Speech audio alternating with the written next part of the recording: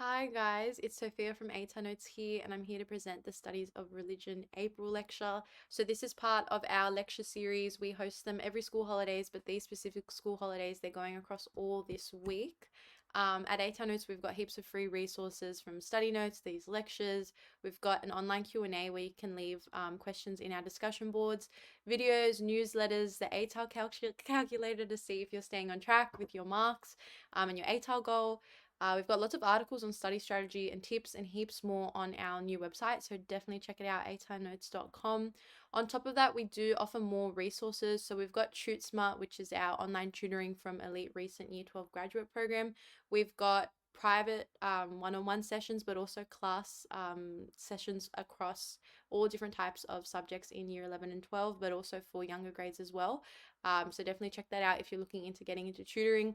We've got our study guides, but also Ed Unlimited. So if you're not too keen on having the physical copy, but you'd like to access the ATAR Notes study guides and topic exam books, we do have Ed Unlimited, which has all of them all in one place on one site. So if you guys are interested, those are our other resources that we have to offer. Now, some of you guys might recognize me from TikTok because I am the new content creator for ATAR Notes. But if not, and if you haven't come to a past lecture, my name's Sophia. I graduated in 2021 with a 96.3 ATAR.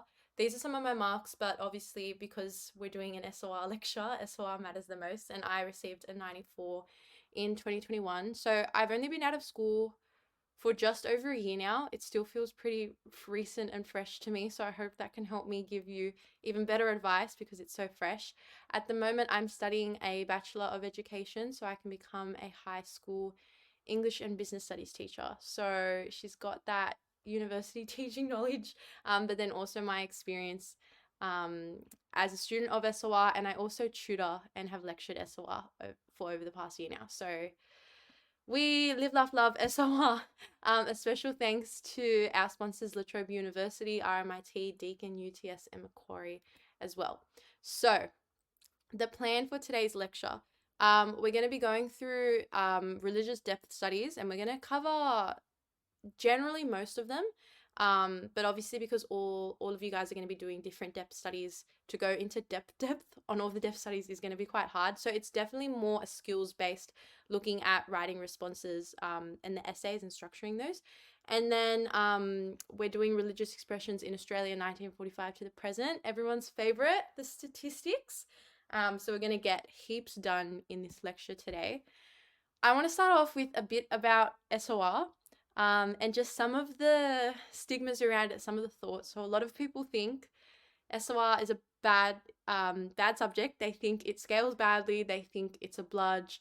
They think there's way too much to memorize. They're forced to do it by their school, and they think that religion is irrelevant in the 21st century. So these are the kind of stereotypes of SOR. I'm here to tell you that they are all false. So number one is that SOR is a challenging subject that rivals the most popular humanities subjects. A lot of people think that it does not scale well. But in my experience, it scaled really well. It was actually one of my best scaling subjects. So for most high achieving students, it will count towards their ATAR.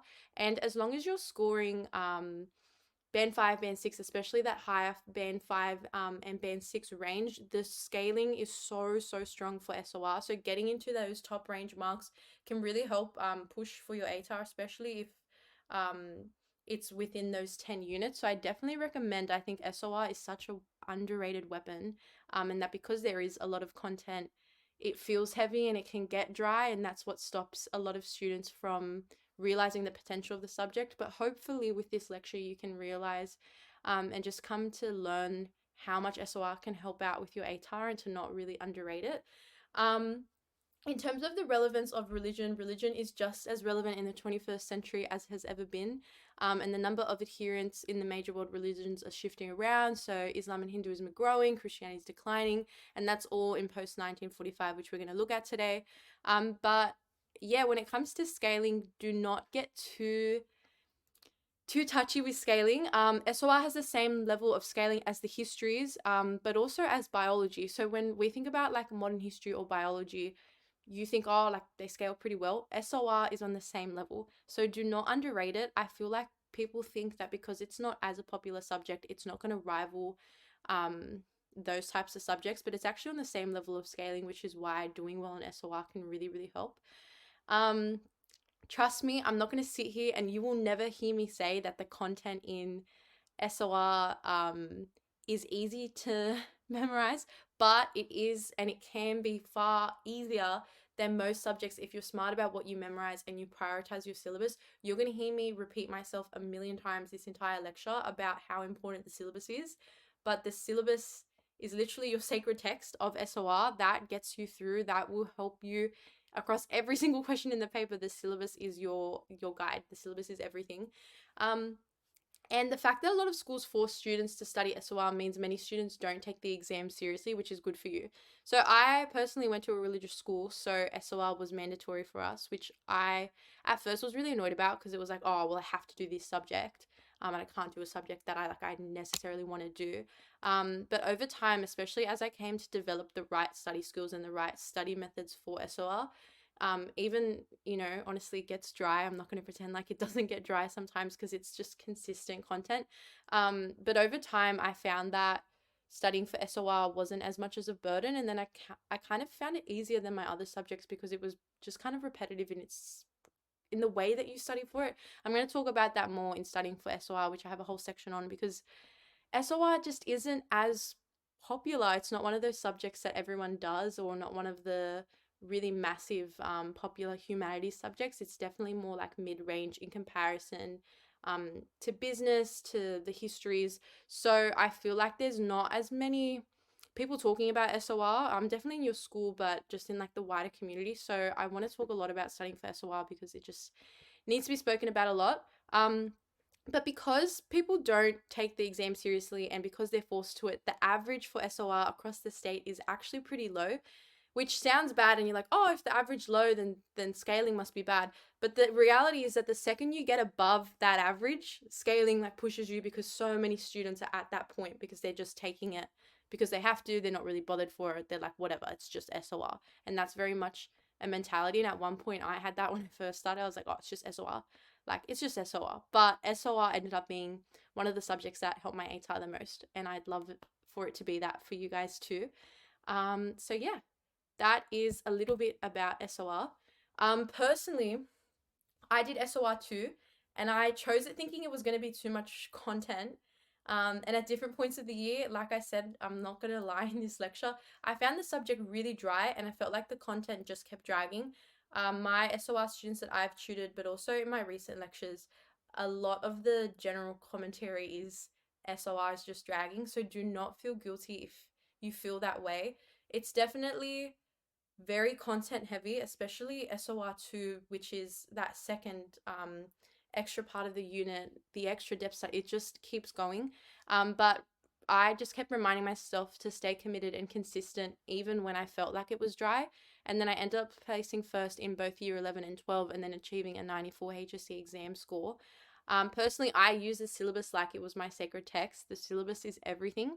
I found that some HSC multiple choice questions were coming directly from the dash points, and other 5 markers were worded straight from the syllabus as well.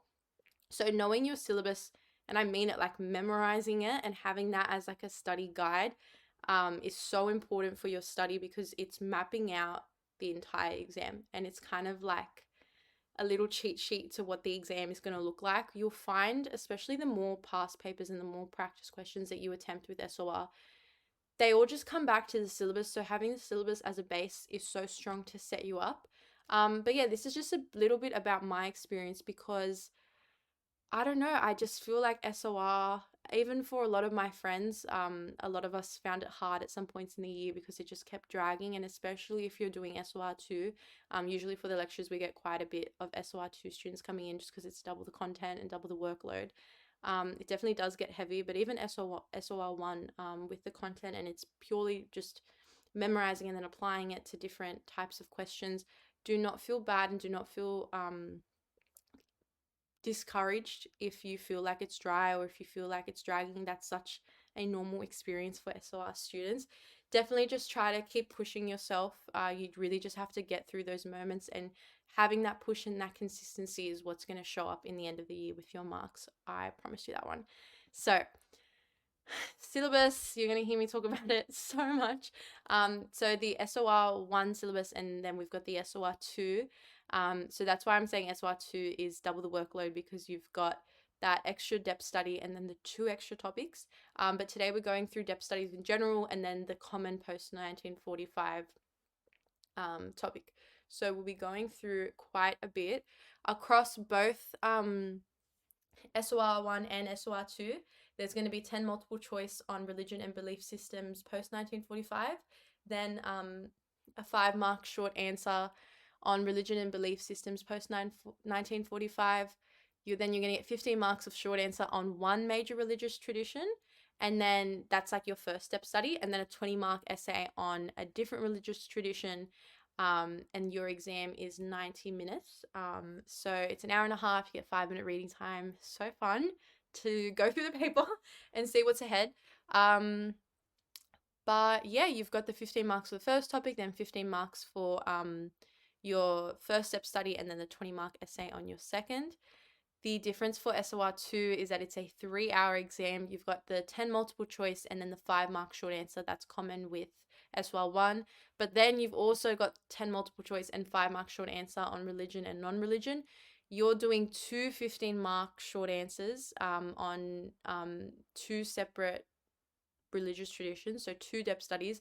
Then you're doing your third depth study essay, 20 mark, and then you're doing another essay on religion and peace. So SOR 2 is full on. That paper is a lot of writing, it's a lot of content, and of course it's a lot of quotes across 3 depth studies, but also your religion and peace essays. It's definitely full on, which is why I admit that the content, it gets heavy and it definitely feels dry at points because it's just consistent work.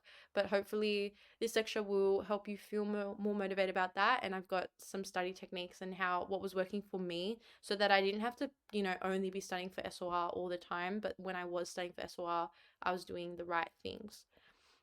So this is the SOR 2 exam. You've got 3 hours.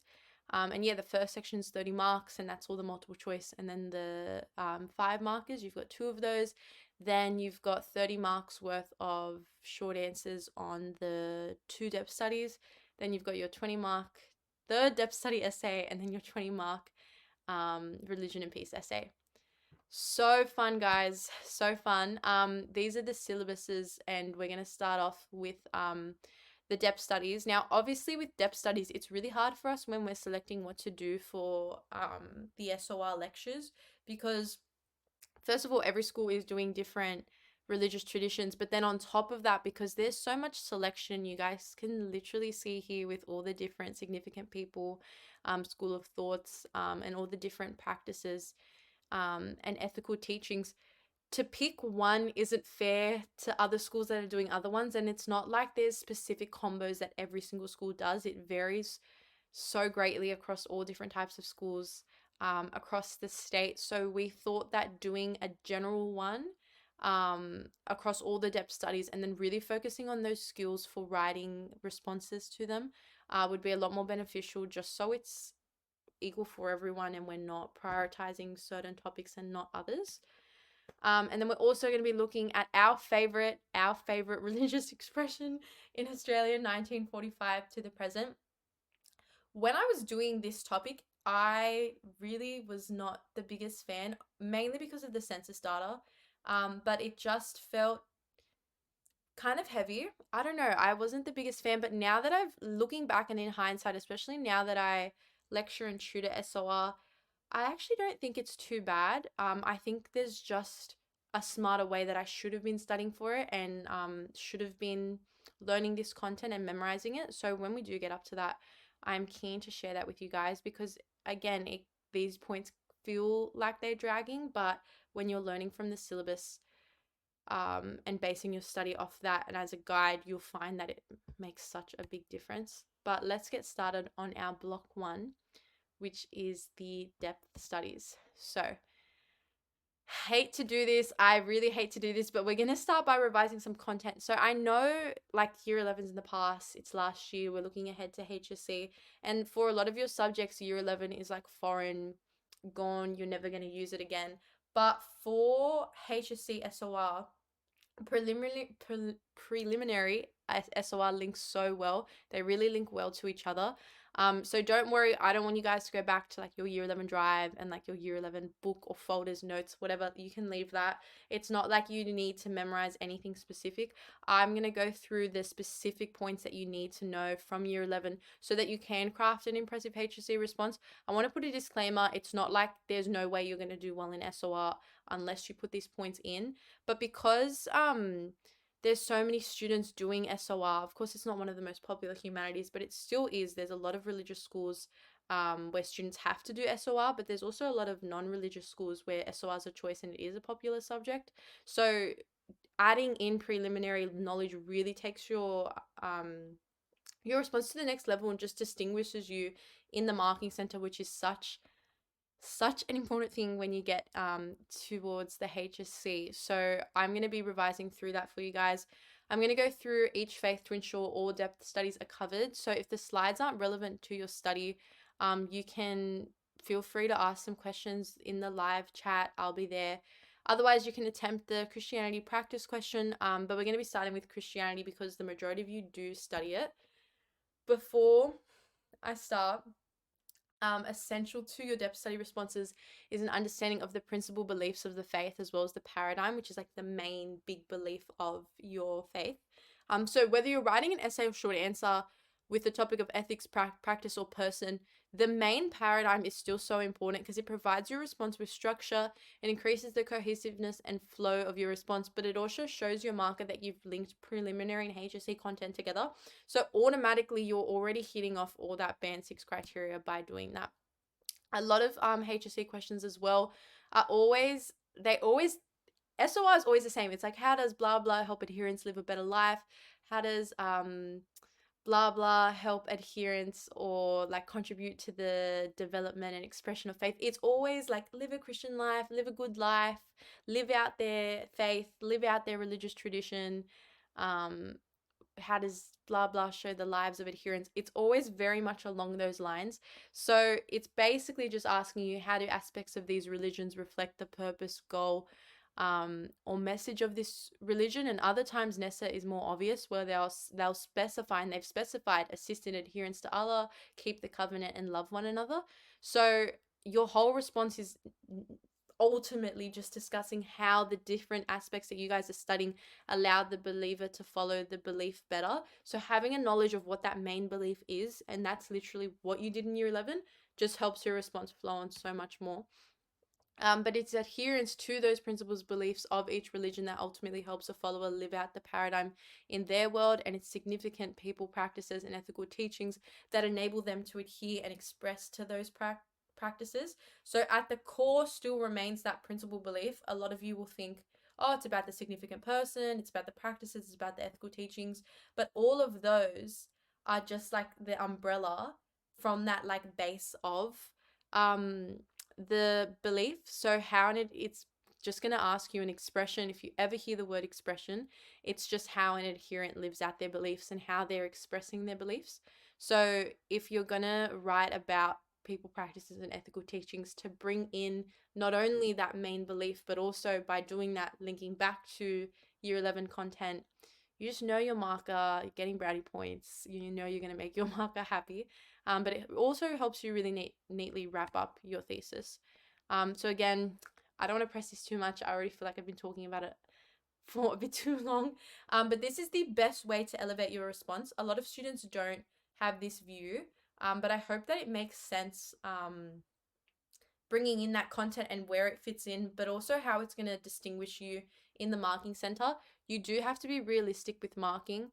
A lot of them, a lot of the markers are marking, up to 100, sometimes even more papers in one night and responses. And especially if it's the same depth study over and over again, you don't want to just be another one in the pile. You want your one to be the one that stands out, your one to be the one like, oh, like they brought in this content, or oh, they used like this specific terminology. You want to do those little kind of tricks and I always say get those brownie points, but just having that little like snap moment for your marker can really just help boost their mood while they're marking, but also show that your paper is different to others.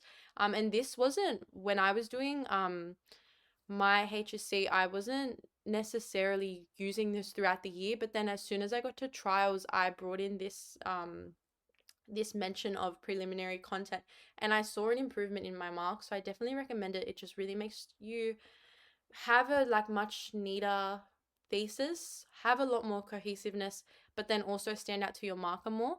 And it links back to the holistic understanding of a religion, and it flexes on Nessa because you're like, oh, you know what? You gave us this concept, but I'm going to go beyond that. And then it jumps back to that long forgotten concept of living and dynamic religions. I know that's probably PTSD, but it's going to impress your markers linking back to that prelim content. So that's enough of my rant. Use prelim content. Don't go back to your folders because it's all here. So let's talk about the key paradigm of Christianity, which is just, when you hear paradigm, it's just like the main belief. The main belief of Christianity is the love commandment. So love one another as I have loved you, which is John 13, verse 34. That's the core of Christianity, is that adherents should interact with their world in the way that Jesus would have, in a way with love. And it's alternatively building the kingdom of heaven on earth. So that love commandment has a very big influence on the way that adherents are living their life, and just bringing that into any of those questions, because if they're acting in the way and they're emulating the life of Jesus, naturally they're showing love to their neighbors, naturally they're showing love to the world, to the church. Their whole lives are kind of centered around love, just as Jesus's life was.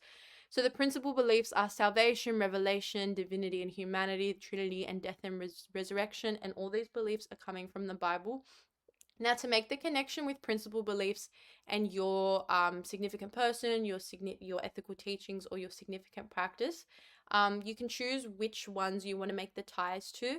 For a lot of the significant people, they'll have wisdom and research and teachings on the principal beliefs, but also for the practices, for baptism, for example, baptism reveals the principal belief of salvation, and being reborn and being saved from original sin. So there's all different ways that you can make those connections, but having just the general gist of the principal beliefs and just being able to make that one sentence connection can really make the difference. And then all of these beliefs are coming from the Bible, so a lot of your quotes, unless they are from your significant person or from a religious Christian leader, most of them will be coming from the Bible. I just really recommend having this quote, love one another as I have loved you. Firstly, because very good quote to memorize in terms of learning it, love one another as I have loved you, compared to some of the other Bible quotes, which again in SOR, I definitely recommend being selective with what quotes are firstly going to best help you answer the most wide variety of questions, but also which ones are going to help in terms of your memory. You don't want like these 3-verse, 4-line quotes for all these different points, and then they really build up. I really like the short and sweet quotes that really prove points. Now, sometimes there's short quotes, and I had friends that were using short quotes just because they were short, but they had no meaning. So you definitely want to still be selective and be choosing quotes that are effective. But this quote I personally used in my HSC, I still remember, love one another as I have loved you, will apply to so many different Christianity questions about living out adherence. And if you're doing Paul as well, and you're talking about agape, but that's agape, and the teaching of love, directly from the Bible, and then you can use a quote from him as well. Again, there's so many different significant people, schools of thoughts, ethical practices or ethical teachings and significant practices that you can tie these into. But this is like the main idea, and this is all you need from year 11 about Christianity. For Islam, the key paradigm is submission to Allah. So we've got, it is the guidance of Allah, which is the true guidance, and we are commanded to submit the Lord of the worlds. This means adherents should show total faith in Allah and His will, following the straight path.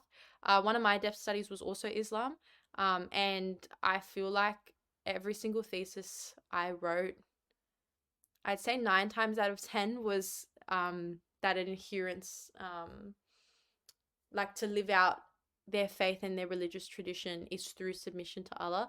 And then you can bring up the principal beliefs. So either use the Arabic term and then either do English translations in brackets, or you can do a slash like they're here. So we've got oneness of gods, angels, books of Allah, the prophets, afterlife, and predestination, and then you can make those links.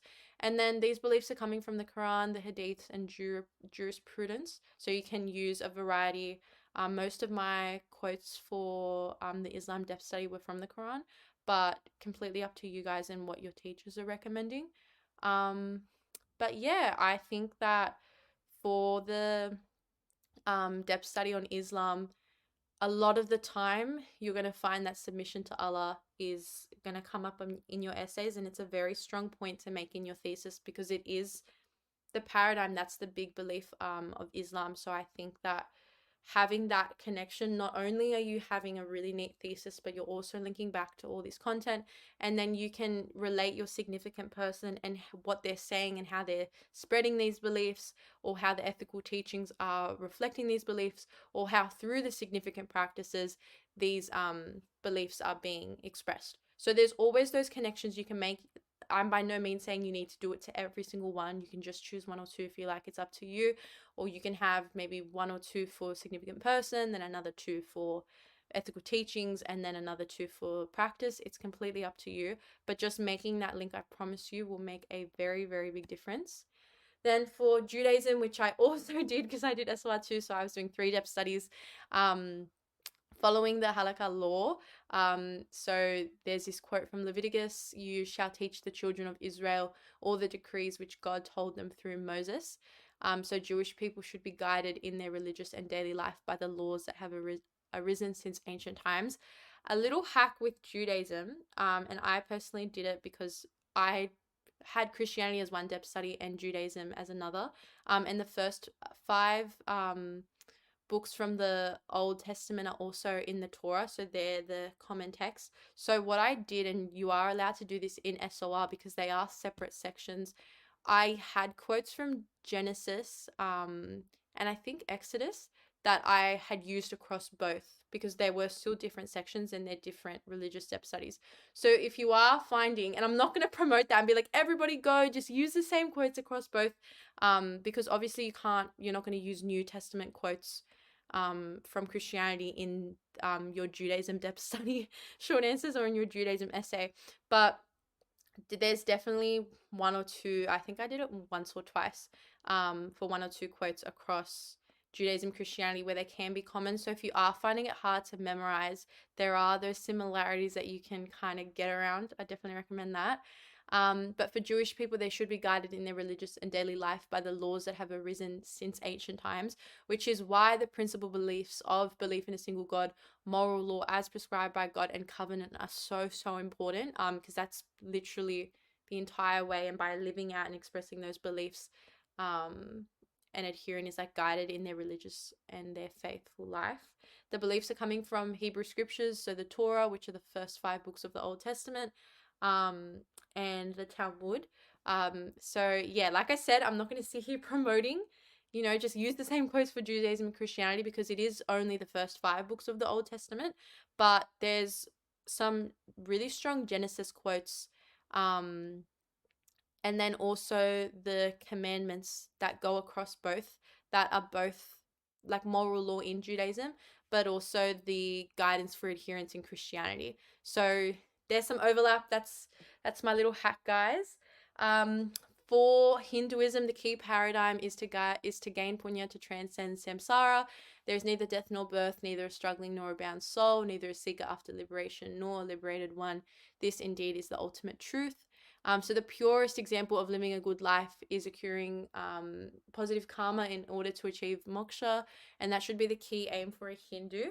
So Nessa gives a few more principal beliefs, but you always want to be linking the last dot point in, which is dharma, karma, and moksha, because that very much is related to transcending to samsara and living that good Hindu life. But there are obviously the other principal beliefs of gods and goddesses and Atman and Brahman, and these beliefs are coming from the Vedas, the epics, and the epics as well. I don't want to, I'm sounding so repetitive, but I also did Hinduism, Buddhism in Religion and Peace. So I technically just did all the depth studies, but I definitely recommend Dharma, Karma, and Moksha and making connections there, only because, again, a lot of the questions across the essays, but also the short answers are going to surround adherence, expressing their faith, adherence, um, living out their religious tradition, how they can be better adherents, more faithful. It's always along those lines of expression and how they're expressing their beliefs, how they're connecting with their faith. It doesn't really stray too far. I feel like there was never really a time in SOR that I saw a question and I was like, oh, I don't know what to write about. You're kind of just writing the same response, but you're proving it to different points. But even then, the points and the questions can only go so far. It's really always going to surround the adherents expressing and living out their faith and their religious tradition, and that's through these key paradigms and expressing these beliefs.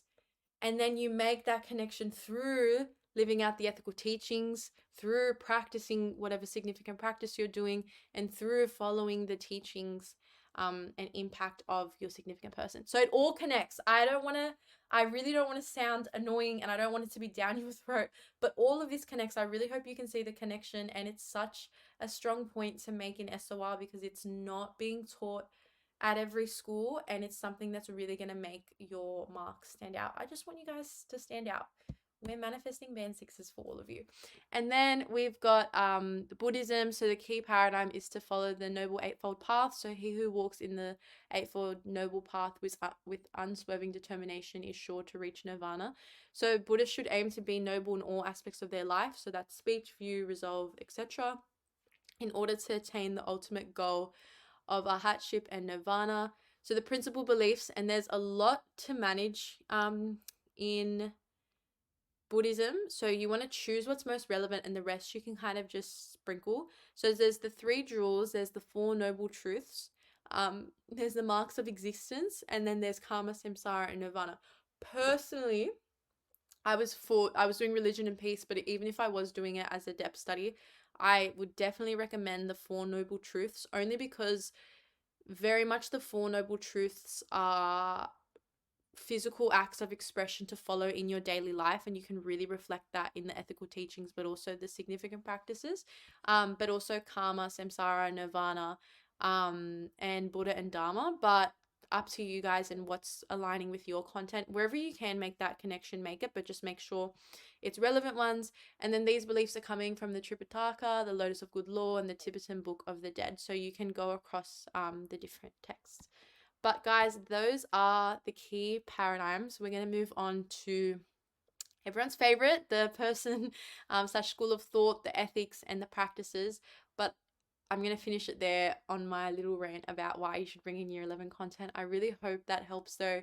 Even if you just, these slides are completely downloadable. There will be a button where you can download them. So I definitely recommend having a copy of these slides. But when you do come to writing responses, I promise you, if you're in that like 1 or 2 mark off and you're just like 1 mark off getting full marks, you feel like you keep getting 4 out of 5, 7 out of 8, 6 out of 7, adding in this one little touch, it's just that one missing mark is just doing that one extra step, that little extra thing you can add to your essay, and making this connection can really help you get it. I definitely saw an improvement in my marks as soon as I started using this method, and it just shows, like I said, need a thesis, better flow, better structure, because you can always go back to this. By living out this ethical teaching, they achieve the key paradigm of, and then there's always just a consistent connection.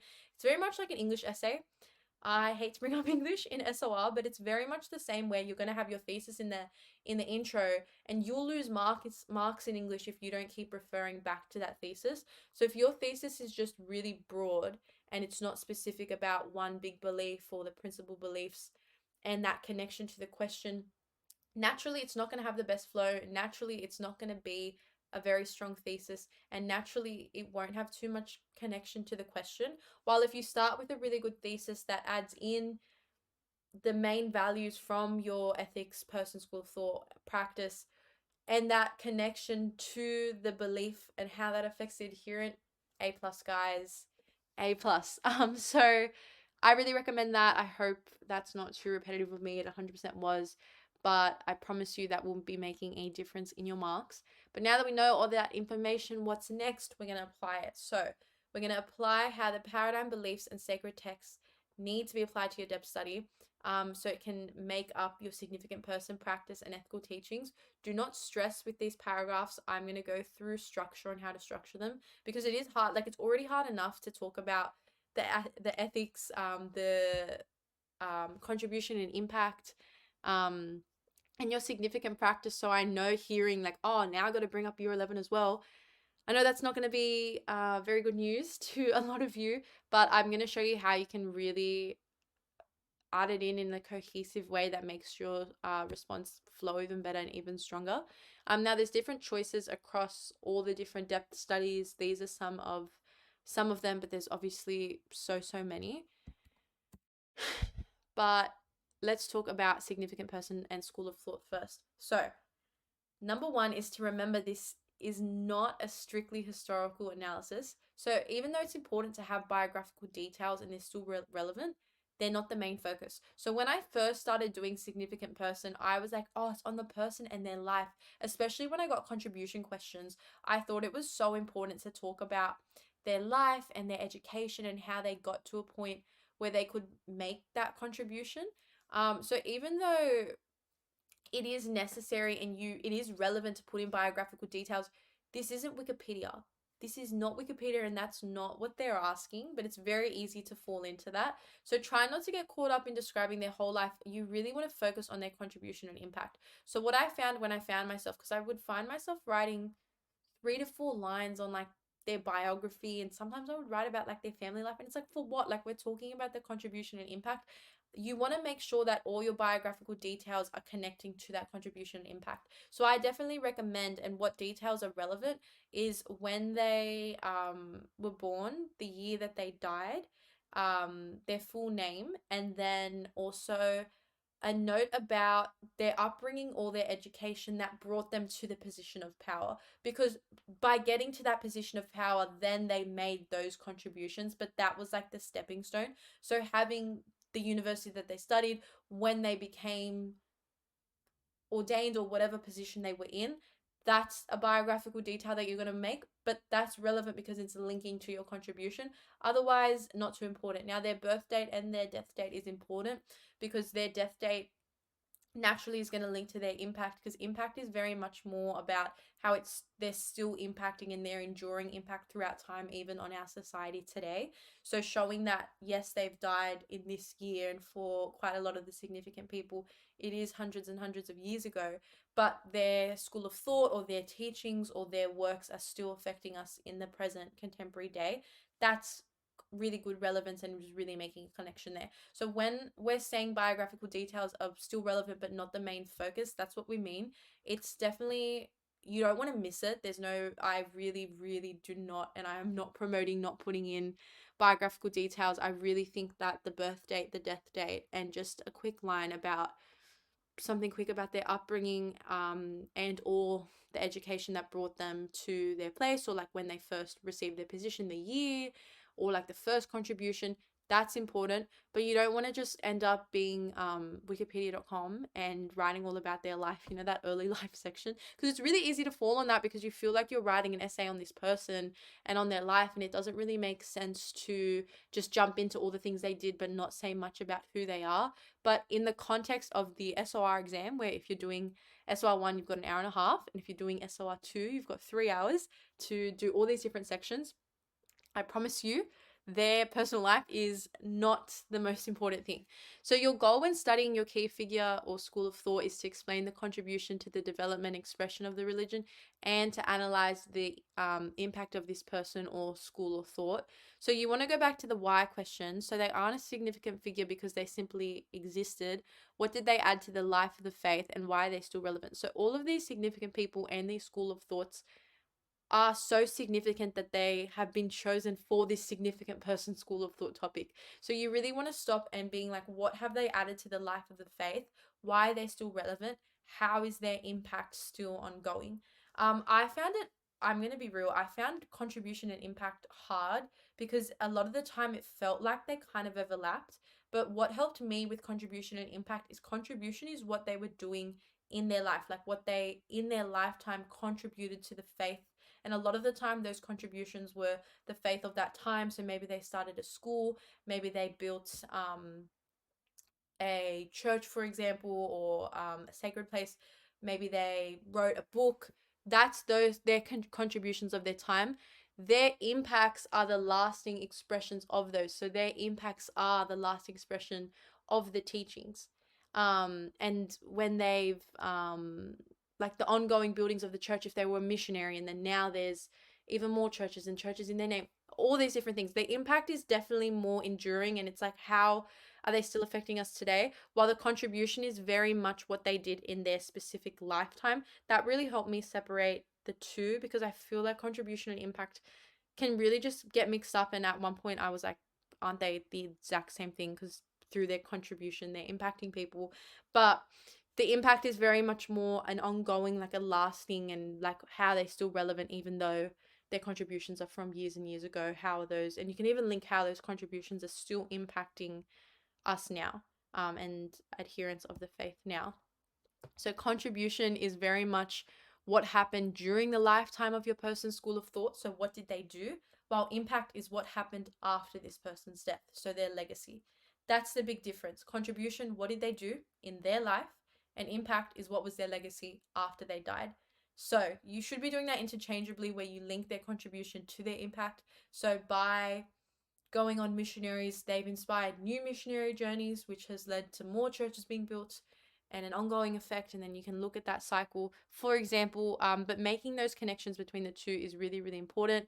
So contributions can be if they established churches, schools, did they go on pilgrimages, missionaries, what did they teach? Contribution, they'll be asking about the contribution to development or expression. I feel like there's so much terminology at SOR to know the difference between. And again, development and expression was another one where I was like, are they not the same thing? And a lot of the time, development and expression are used in the same sentence. So I would kind of see that and be like, oh, same thing. But the development is the act or process of growing or causing something to grow and become larger or more advanced, while the expression is how the religion is lived by the adherent. So if it's asking about the development and the contribution they made to the development of the religious tradition, that's very much more upon the lines of the churches, the schools. What physical acts did they do that helped grow the tradition, that helped bring followers to the tradition? What were those contributions? While when they're contributing to the expression, it's much more along the lines of teachings, of works that are helping adherents and acting as a guide for them on how to live their life, what to do in their daily lives, prayers, all the different daily acts to adhere to the faith. So I hope that makes sense. I always think like develop is like build. So what are they doing? How did they contribute to build the faith and to grow it? While express is when you act. So expression is more about, well, how are they helping adherents act out the faith, and how did they help adherents live out the faith and guide them in that way? That's the difference between the two. So I really, really recommend knowing the difference between development and expression and feeling confident with that. And then also knowing the difference between contribution and impact, because they are going to link all of them in different places. So knowing the wording is so important. And then impact is what happened after this person's death. So what was their legacy, and then how and for what are they remembered? So again, it should be done interchangeably, where you're linking the two. And again, it's kind of easy to link the two because naturally they do link. Their contributions have lasting impacts, especially when they've started churches that are still on, they've started schools, or they've like gone on pilgrimages that are now popular pilgrimages today. There are links between the two, definitely. Even the teachings you can look at, maybe they had the contribution of a teaching, and then now religious leaders are building off those teachings, are analyzing those teachings in new books to apply to our 21st century world. There's all different things you can say, but I think understanding the difference between contribution and impact is so important, because they just get really mixed up. And I'm not going to sit here and pretend like I was picture perfect SOR, I know everything student. I wasn't. I would get so confused with the two, and I'd find myself writing about the contribution even if I was talking about impact, and then I'd find myself talking about the impact when I was asked to write about contribution. So it just, you really want to make sure you know the difference. And development and expression, I really don't want to repeat myself. I know I'm sounding so repetitive, but development and expression is so, so important, knowing the difference, because if they ask you a question on the contribution to the development, and you're specifically talking about how the teachings help the religious adherents live out their faith, you're not answering that question, because the question is asking, well, what contributions helped grow the church? So if you were going to talk about teachings in that way, you want to talk about how the teachings helped bring followers to live out the faith, not more guide already. It's very much development. It's like growing and helping it become larger, helping it become more advanced. What did it do for the faith? So how is it helping develop the faith, not only in size, but also in, and especially with school of thought, but with teachings as well, development relates beyond size. It's also to the development of the faith and its complexities, and also like its spiritual element, like understanding it on a much deeper level. So it's growing the knowledge, but also growing followers to come towards.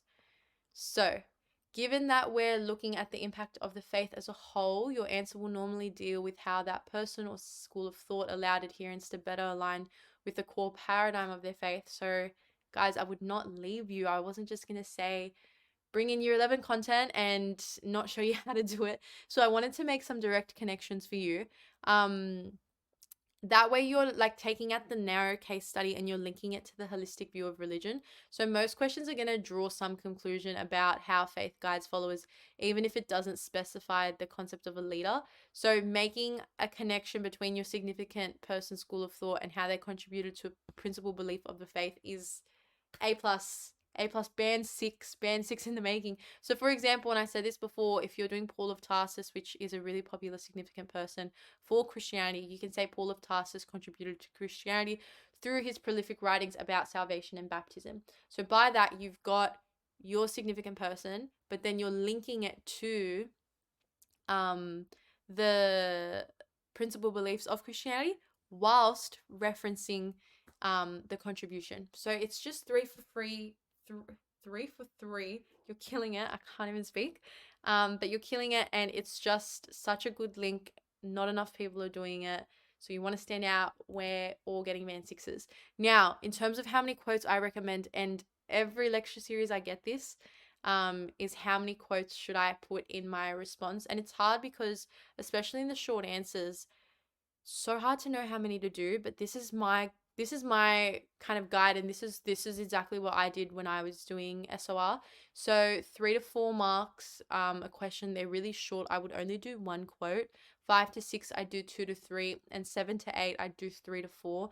Now for the 5 to 6 and 7 to 8, I really tried to get like the 3 and like the 4, and like on the higher end for quotes, just because quotes, it's not like English where you have to analyze them or you like are putting in a technique. That quote, you pop it in there and it's literally just backup of the point that you just said. And the quote itself should be a point. Like don't put a quote in if it's just for nothing. Put a quote in because it's backing up your evidence, or it's showing their contribution, or it's showing their impact, especially if it's a quote from the person, which is so, so important. But then also linking it back to quotes from the sacred text is good as well, because then you can show how they align with the sacred text, and then you're bringing back to year 11 content. We're just going back and forth, guys. We're just going back and forth.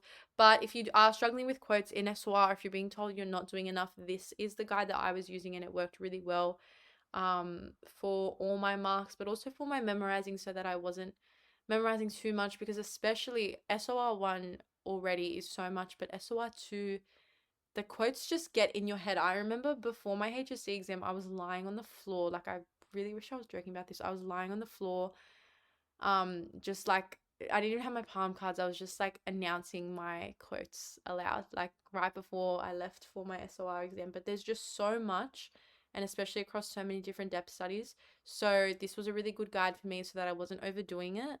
But also just for your length, because SOR is a frustrating exam because you just get the booklets, and I'm not sure if you guys have seen past papers or you would know this yet, so maybe this is going to be news to some of you, but for SOR, for the depth studies and like your short answer sections and your essays, you're not given, obviously for the essay you're given like the booklet that you would get in English, but for your short answers you're just given a booklet. You're not given lines to write it.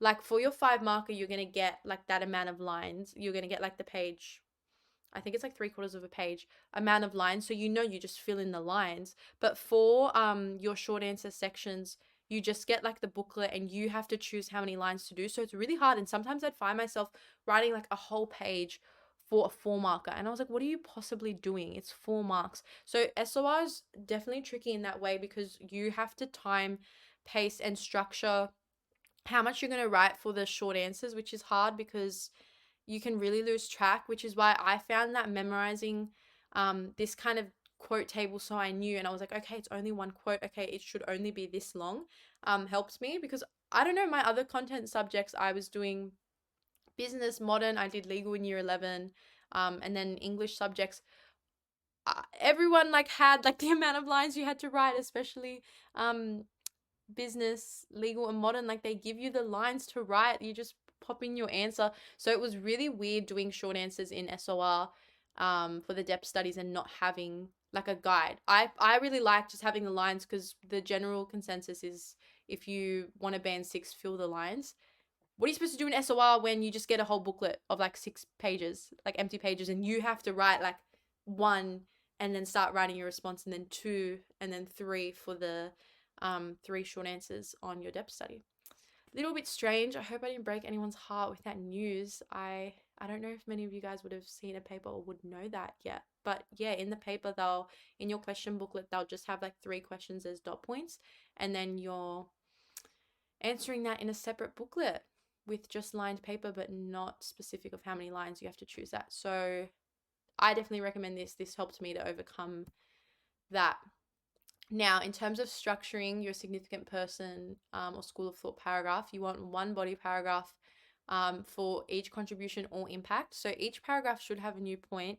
Topic sentences relate to the main idea, and then you want to finish every paragraph conclusively with some final judgment or summary. Definitely don't get caught up in biographical details. I was talking about that before. They're important for your understanding, but they don't get you many marks. Like if you go and write this whole paragraph on Paul of Tarsus, they don't actually care. They don't actually care. They're much more fussed if you can write a paragraph about their contribution or impact. But in saying that, definitely have the year they were born. Don't worry about like 9th of December, 1300 BC. Like, don't worry about the dates. I just did the year they were born, the year they died, and then something about like their upbringing can be maybe like they grew close to the faith of this as a child. Or like they first studied it here and then they became at this university or this theological college and then they became ordained in this year at this school, at this university, whatever. That's that. And remember to link the impact to modern day Christianity and contribution to the development / expression of Christianity. So you also want to be linking back to the key paradigms, beliefs, and teachings. But impact is modern day Christianity. Like I said, guys, impact is the legacy. So how is this person, how have they impacted us today or impacted adherents of that religious tradition today? While contribution is the development and the expression of that faith, and in this example, Christianity, back then. So contribution is what they did in their life to help the development and expression of adherence at that time, while impact is today. Impact is after their life. It's today. It's everywhere since. It's any time since between they died and like right this second. So anything, any impact that they've had on the modern day faith. But yeah, that's significant person. I hope that helps out. I know hearing, you got to bring in year 11 content isn't going to be too nice to hear, but I hope you can see how making that connection just helps you stand out. Like I said, the markers are going to feel so repetitive reading the same response over and over again. So just having that one line, having that one area of difference, and especially even being selective with your biographical details, having like a structure that flows, so important in just getting straight to it. We've got a sample paragraph here. So this is on the significant person Imam al-Safi, and this certain paragraph is on how Islam assists adherents with daily living, which I feel like is always kind of the question you're going to get. It's going to be on like the daily lives, on the values, on living out their faith. It's always along those lines. What you'll see with this one is it's got the quotes and it really mixes them well in, but the thesis is really strong. It's got the dates, but it's not like, their birth exact day, exact time, their star sign. None of it's important. Just get straight to it. And if you don't want to say they were born in this year and died in this year, just do it like this. It doesn't have to be this whole biographical Wikipedia paragraph. I really put this one in so you guys can see just kind of the insignificance of going too on about their biographical details. It's more just to build into that point. This one is contributions, but again, it's to jurisprudence, which is the sacred text. And they do use jurisprudence and that knowledge as a sacred text in Islam. So, and as sacred knowledge for Islam. So that already links back to the year 11 content, which I really recommend. Here we've got the Hanifi school and the Maliki school, which use the Quran and Hadith. So that's also bringing up his education. That's like a biographical points. But it really links to sacred text in this paragraph. And then those is Islamic beliefs. So have a read through of this one just as a guide of how you can connect back to the year 11 content. Now, in terms of the question, again, I know I'm sounding so repetitive, but many questions are often directly, and I mean word for word, from the syllabus. So please do not take the syllabus for granted. The 2021 HSC, and this is my HSC, guys. What impact has one significant person or school of thought other than Jesus had on Christianity? And then let's look at the syllabus learned to analyze the impact of this person on Christianity.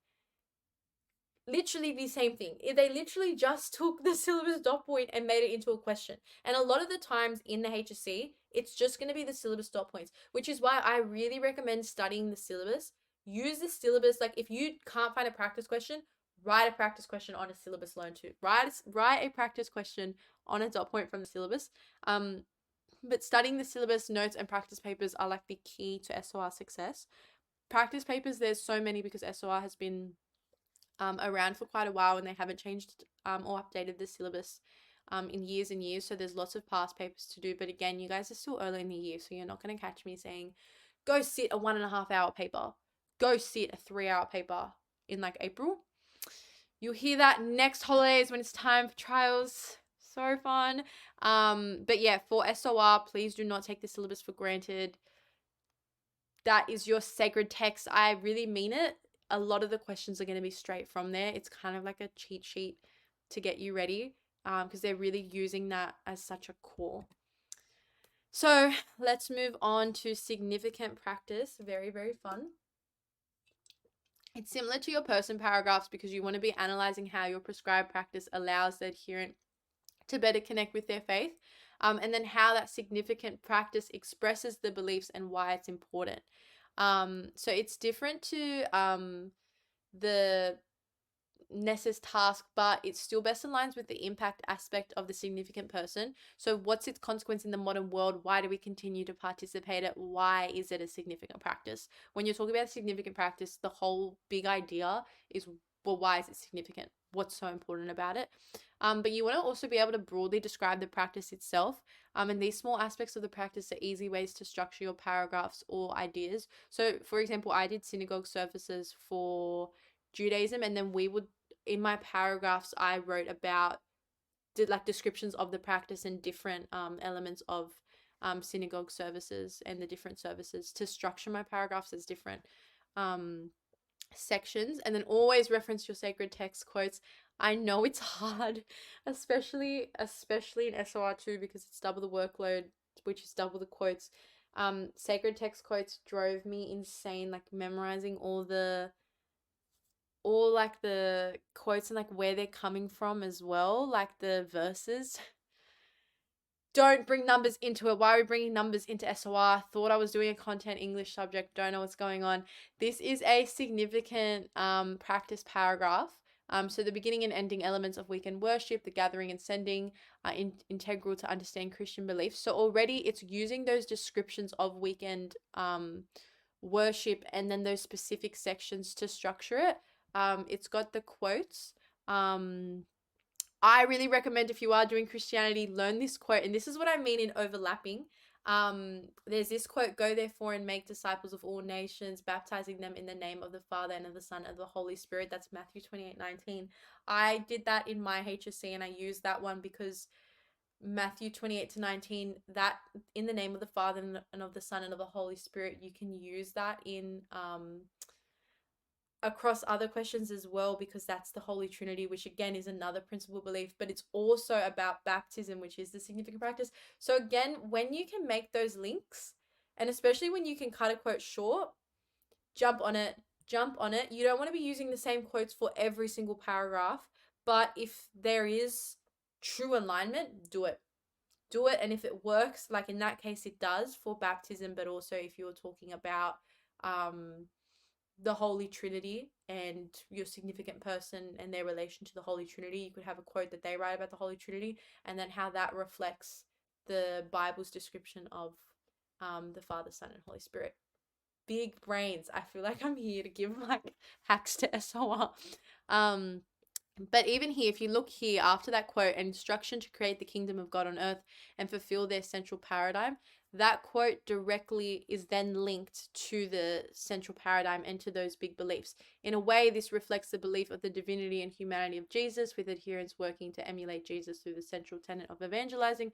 Thus, the representative nature of the gathering and sending aspects of Saturday, Sunday worship allow Christians to live out their key beliefs and paradigm, gaining a deeper understanding. So already in that, it's bringing up that, and it's also got Trinity up here, which I skipped across, but it's got the two beliefs in there, even though it's mainly talking about this significant practice. So essentially it's just name dropping, and it's just making that quick link. When I say bring up year 11 content, I'm not like start writing a whole paragraph, go back to your year 11 5 markers, bring up your essay. That is not what I mean at all. It's definitely more just having that like one line where you connect it back.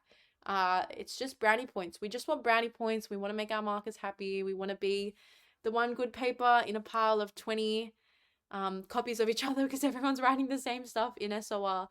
It's definitely very hard to distinguish yourself in SOR because the content is all the same. I know everyone's doing different choices, but a lot of the time the content can all just be the same. So the only real ways that you can really stand out is structure, having really, really good structure, really good cohesiveness, and a strong thesis that you're connecting back to. So important. And then bringing up those extra little points, making that extra connection to the key belief, making that extra connection to the principal beliefs and to the sacred texts and to year 11 content, dynamic religions, all of that. Making those extra steps, and those three things are essentially the best ways that you can distinguish yourself, because otherwise in SOR, what are you really going to do when it's purely content? It's very much a content subject. In terms of other humanities, in terms of applying it, it's really just applying the content to questions. It's not really problem solving. In terms of skills, it's very much just application of content. So content is so big, and the way that you organize, you structure, and you communicate that content is how you're going to stand out. So you really have to find a way to take literally what everybody else has and then portray it and convey it in the best way possible. And those are my 3 tips for doing that. We've got this one: a synagogue shul is considered to be a house of prayer, learning, and meeting where Jewish adherents can express their central beliefs. Synagogue services such as prayer and physical features express the 3 foundational beliefs of Judaism: belief in one God, divinely inspired moral law and covenant. Through prayers such as the Shema and elements of the commandments, Ner Tamid and Yamuk, Jewish adherents can live out their beliefs, which emphasize loving the Lord your God along with keeping his commandments all the days. Through prayers and services, Jewish adherents worship God and therefore demonstrate their belief in one God, hence demonstrating love for the Lord. This is clear through the declaration of the Shema: "Hear, O Israel, the Lord is our God, the Lord is one," Deuteronomy 6:4, which encapsulates this monotheistic belief. So already in that, you can see that it's got connection to the foundational beliefs, but then it's also mixing in the content of the significant practice, and it's using descriptions of the elements of that practice to then structure the paragraph. So it's going all in. it's going all in. These are just some exemplar samples so you guys can see how to make that connection, because how many times I'm going to say it? I know, like, hearing year 11 content, I wasn't happy to hear it either, because it's like, I thought that was last year. Why do I need to learn anything from last year? But it's not necessarily like you have to revise anything. It's just making those connections. And I hope you guys can see how much they are going to elevate your response, because otherwise it's just content and everyone's doing content. You really want to stand out in SOR, and standing out is what's going to get you that extra mark. I feel like across SOR, a lot of the issues, and even with my students, is just like being 1 mark off, like 1 or 2 marks off, and you're like, what am I even supposed to do? I put in everything I had to, I answered the question. Those 3 things, but especially bringing in this content, it's going to elevate your mark, guys. And then we'll get finishing up on depth studies. So the ethics section of the depth study sits slightly apart from significant practice in person, but it's still involved with like explaining the teachings and then linking them with contemporary issues, which is so, so important. You really want to start with an introductory definition and then link to your religion. So, for example, if you're doing Judaism environmental ethics, you want to start with the definition of ethics and then link up to the Jewish environmental ethic that you're doing. So, for example, ethics and moral principles that govern a person's behavior, with environmental ethics focusing on protecting nature entities in a sustainable way. The basis of Jewish environmental ethics stem from the belief that they are stewards of God's creation. So already that's got the definition of ethics. It's also got a definition of environmental ethics, and then it's linking it to Jewish environmental ethics, which is doing like 3 in 1, but it's only 2 sentences, and it's really starting off your essay strong and then linking to the religion. The most important thing in our ethics section is distinguishing between the teaching and the issue. And so many students get these confused, and I did as well at first. But making the connection between the two can essentially break your response. So a lot of the time, and I was doing it at first as well, and then I realized, and I was like, gosh, why am I doing that?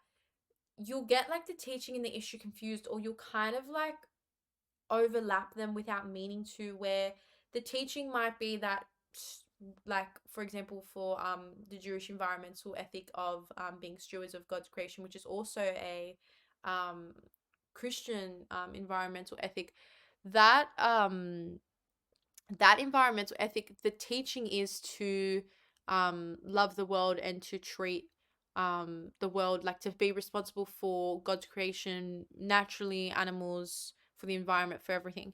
The issue would be climate change. The issue can be global warming. The issue can be she's literally synonym.com. I'm like climate change, global warming. I was about to say pollution.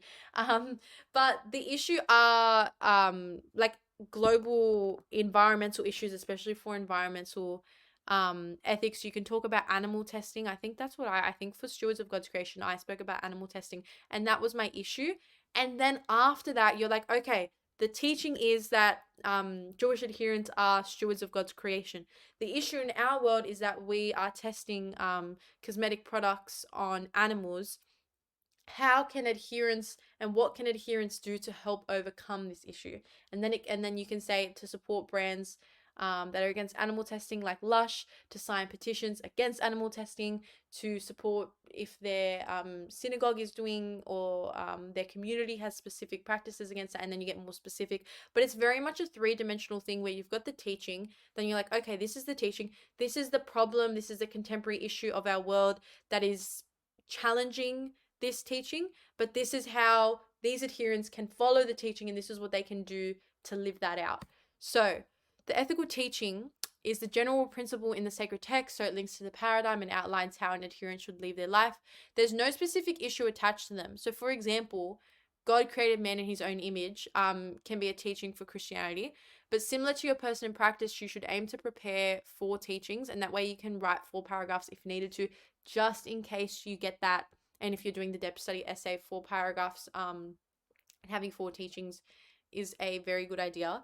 But that's different to the ethical issue, because the ethical issue, for example, could be abortion or euthanasia, and that's reflecting the sanctity of human life. And then you'd make contemporary links to what different denominations or social campaigns are doing. But the ethical teaching and the ethical issue are very different. The ethical teaching is the kind of like the guide on how an adherent should live their life, what they should be doing. And the ethical issue is that's directly contrasting that. That's challenging it. That's the opposite. And what can adherents do to overcome that, to face that challenge, to play their role in upholding that teaching. That's the big difference. I feel like it's very easy to get lost. And then, even if you're not getting lost between the two, it is easy to get lost in just stopping at the issue or not really mentioning the issue, just getting straight to what different denominations or social campaigns they can support. But it's very important to very much have that three-dimensional where you're like, this is the teaching, this is the issue, this is how they can use the teaching to overcome the issue.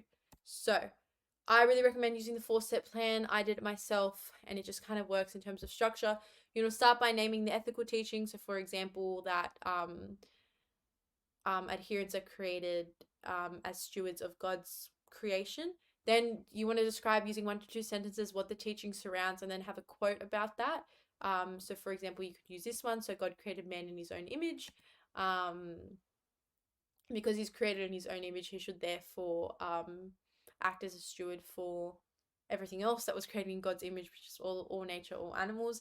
And then you want to state the ethical issue and identify contemporary negative behavior and problems. So you can say the ethical issue of animal testing, and how companies are using this corrupt practice and the negative behaviors that that's manifesting as. And then you're like, however, adherents can apply this teaching by signing this petition, by supporting these brands, by buying from like these food companies, and supporting these different organizations to then face that contemporary ethical issue. So yeah, that really worked for me, just because when you're looking at this 4-step plan, you've got these two are the ethical teaching, that one's the ethical issue, and that one's the application to the issue. So naturally, by following that structure, you're already hitting off all three, and that's going to help you get to that higher band 6 criteria. So for example, this is an ethics paragraph where it's starting with our definition of ethics, and this is step 1. But then it's getting into what the teaching's about, and it's got a quote, God put him in the Garden of Eden to till and keep it, which guides an adherent's positive behavior to preserve the world. Then look at this.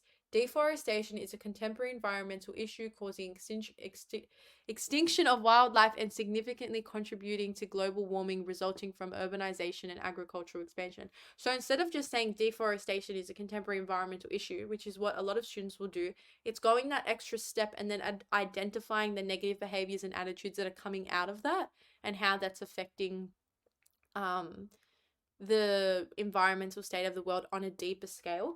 But then it doesn't stop there, because that's just the ethical issue. Yes, we've said the ethical teaching, this is the issue and the behaviors that it's manifest as, but this is what adherents can do. And this part is the most important, because the rest of it is more just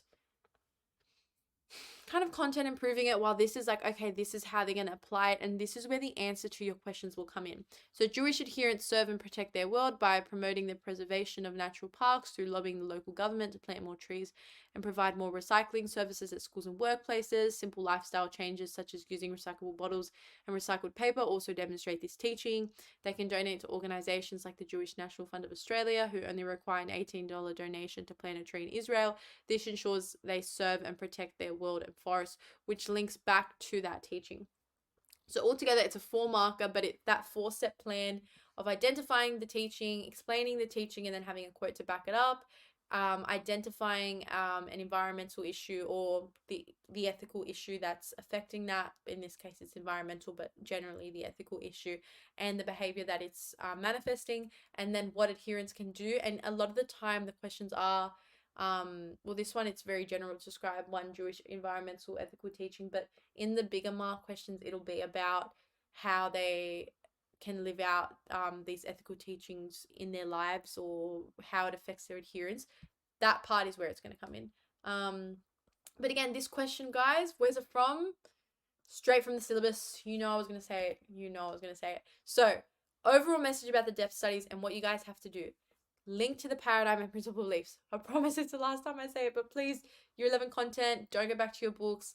Have these slides and have a note of the principal beliefs, the main big belief, and then the sacred texts of your depth studies that you're doing, and then just name drop. It doesn't have to be a whole, this is a definition of the Trinity, this is a definition of salvation, this is a definition of, no, No, just name drop, make that link. You're not obviously just gonna like copy and paste it in, copy and paste the principal belief in, but just having that link to it, and it's just got to be one sentence here and there.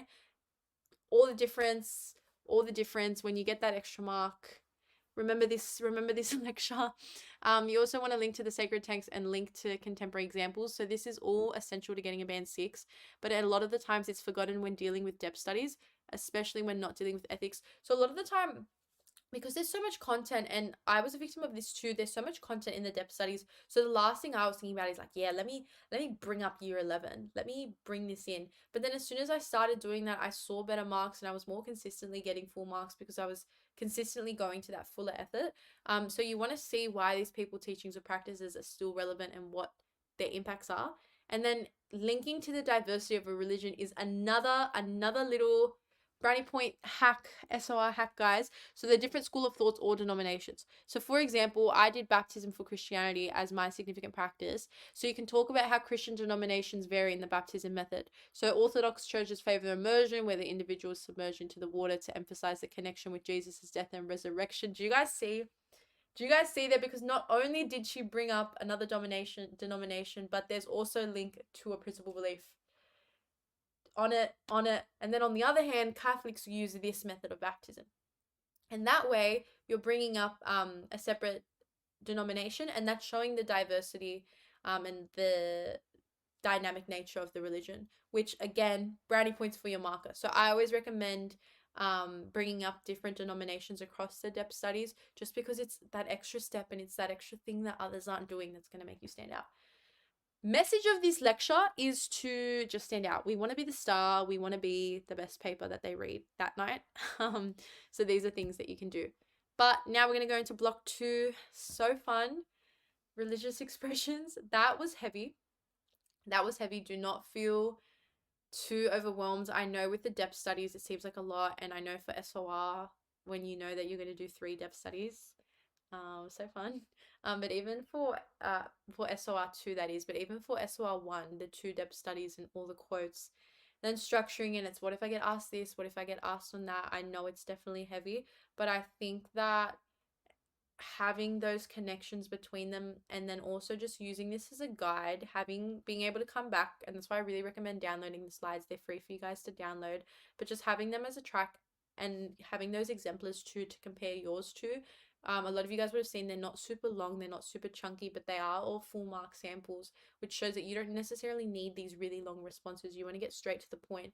And even though they're short and they get full marks, they're still referring to year 11 content. So how are they so perfectly summarizing content of now, answering the question, not too long, and then also bringing up extra content? Like, it's doing all of it at once. So I think that having a guide and having exemplars is so important in Year 12. This goes across all subjects, especially content subjects. And I'm sure if you guys are doing SOR, especially if you're doing SOR2, but across SOR, if you're doing very more kind of content subjects, I think that exemplars are the best way to go. Even for English and other subjects, this is advice just for HSC in general. But reading exemplars and reading full mark samples, just being able to see structure and how different people are using structure differently, I think is so important. For English, it helped me so much because I could see what different students were doing, and then I would take what I liked from different pieces and made my own style. And I very much did the same thing in SOR. So I think having a copy of these exemplars, but also searching for some online, so good. I really recommend it. But let's talk about it. Gonna get super repetitive again. I think the most repetitive thing I've said in this whole lecture is, I know I'm sounding repetitive, which very ironic of me. But once again, guys, another HSC question with direct wording from the stimulus. And I only put this in just so you guys can see the similarities between the syllabus and the exam. It's gonna be so simple. Like, I don't say it to be annoying. I'm saying it to help you. The syllabus is literally your best friend in SOR. Memorize it word for word. Use it as a guide. Make sure that you can, before you go into your trials and before you go into your HSC, I want you guys to feel confident that if you got any question, like if they used any question from this, if they made a question from anything from the syllabus, you'd feel happy to not well, who's going to feel happy to write an exam response, but you'd feel confident in answering that. I think that is such a good knowledge of preparation for SOR, and feeling like when you get to that point where you can read through the syllabus and you're like, okay, I can write a response on that. Okay, I can write a response on that. Okay, I can write a response on that. You are good. So let's look at this 5 marker, and that's what you're going to get, which is so fun for this multiple dot point section of the syllabus, and then you get 1 5 marker on one specific point. This question is, for some Australians, God is no longer important. Religion does not seem attractive as the country is becoming increasingly secular. With reference to the statement, account for the current religious landscape in Australia. This is exactly from the syllabus, and then it's this point that isn't, but it is referring to secularism, and then you can also draw on the other dot points. So this is the point, account for the present religious landscape. Look here, guys, word for word, and you're going to find it so often in SOR, which is why I really recommend just feel confident with the syllabus. But that's an example of how they're going to draw from it. Now, let's look at religious expressions. I really tried to make this short and a summary because I feel like the content can drag and it doesn't need to. It is actually pretty straightforward from just like the holistic view of it. And again, you're only writing a 5 marker on it. So the last thing you want to do is overstudy this topic, which you're only going to write a 5 marker on, and then understudy your depth studies, which is literally a 20 mark essay, or the 15 marks of short answer. It's not worth it. That's not me promoting like don't study for religious expressions, but in terms of priority and where you're going to prioritize your study, there's no point having heaps and heaps of notes on this topic when you're just going to get a mix of multiple choice questions and then a 5 marker. And the multiple choice questions, the answer is also there. So it's really just the 5 marker and then being able to pick that right answer. So I really tried to do a very concise, straight on it, to it version. So Australia in 1945 was monocultural, monofaith, and monocentric, but then 2023 today, it's multicultural, multi-faith, and multi-ethnic. So let's look at changing patterns of religious adherence. We've got the most updated statistics. So in 1945, 88% of people identified as Christian, but over time that has declined. So 2011 was 61, then 2016, 52, and then 2021, 43.9. So already between 1945 and 2021, you can see a massive decline. Now, why that's happening is because of these exact factors. So because of denominational switching, immigration, secularism, and New Age religions, that's dramatically changing Australia's religious landscape. So in 1947, 0.3% of Australians identified as non-religious, but then by 2021, 38.9% are identifying as non-religious. So very, very big jump in secularism as well. And then for the first time in Australian history, no religion has become more popular than Catholicism. So between 2011 and 2016, an additional 2.2 million people declared no religion. So you can already see such a big gap. And this is how I wanted to show you guys so you guys can see the exact point that Catholicism and no religion kind of switched the ranks. And that was in 2016. And then you can see that really massive decline. But also just how rapidly no religion and secularism is growing, which is I think there's trends that you want to see. So I think making note of the trends, so Christianity is declining and secularism is on the rise, are 2 really important trends just to have that ingrained, and that's kind of your base, and everything else is, okay, why is that? And that's where you bring everything else on top of it. In terms of the other religious traditions, for Islam, the first significant Muslim migrations began in 1967, and it is showing quite significant growth. It's the second largest religious tradition in Australia. So in 2016, it was 2.6%, but in 2021, it's 3.2%. Hinduism is also showing growth. So in 2021, it was 2.7%. For Buddhism, it's 2.4% in 2021. Sikhism actually took over as the 5th largest religious tradition in Australia, and over Judaism, and Judaism has actually declined down to 0.4%. But in terms of the stats, guys, I actually remember last year during the SOR, like right before the SOR HSC exam, I literally made a TikTok about this specific point because I personally am not the biggest fan of this dot point, just because it's a lot of numbers and it's for the different religious traditions. Now, it's up to you how many numbers you want to be memorizing, I really recommend having like the 1947 data, or like 1945 data, like the first data recorded, and then having the most recent to show that gap. But I know that other schools say the first year of like recorded data, because for every single religious tradition, the first time it's recorded is different. It's not all at like a same point, depending on when that tradition started to become prominent in Australia. Other schools will say have the first and then the two most recent censuses. Definitely listen to the advice of your school and what your teacher's telling you for that one. There's no general like, okay, everybody just do this, but at least the first data and then the last data, so the earliest data and the latest data, just because you can show the gap, and then listen to your teacher for advice for the rest of that one. Now, why Christianity is declining in popularity is because of increasing secularization. There's dissatisfaction with traditional faith movements. There's also an aging membership, and that also makes sense why across the years it's gone down. A lack of migrant intake, but also decline in regular attendance of religious services. So Sunday is no longer observed as a day of rest. It's not like shops are closed like they are in other countries on Sunday. Attending services a lot of the time is seen as burdensome. There's disillusionment with church institutions, and there's also a shift in how social interactions take place. Immigration is one of the most impactful aspects of the current religious landscape. So post World War One, Australia underwent a massive change. And then from 1945 through to 1975, our population grew to 13 million, mostly from Europeans that were migrating from the Baltics, Eastern Europe, and Southern Europe, which really led to a growth in Catholic and Orthodox adherence among those years. And then, as soon as the White Australia policy was abolished in 1973 by Whitlam, there was even more religious diversity that was enabled, and that's when migrants from Vietnam, China, Cambodia, Thailand introduced Buddhism and Hinduism. And they brought that also from India, Sri Lanka, and Fiji. And then the first significant Muslim migrants arrived in 1967.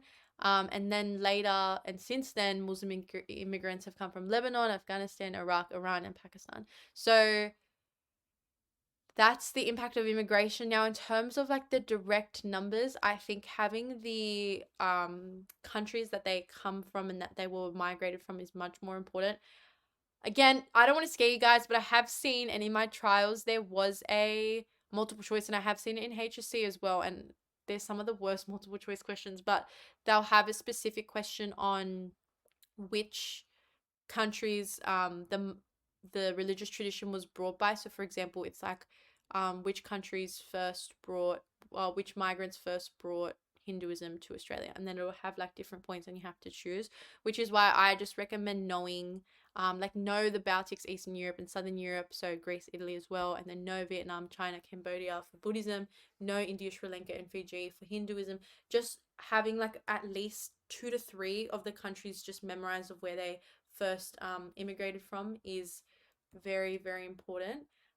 This is an example of the top 10 source countries of migrants between 2014 to 2015 of the migrant program. So it's showing most are from India, China, and United Kingdom. And then here on the side, we've got what religious traditions they're bringing with them as they migrate.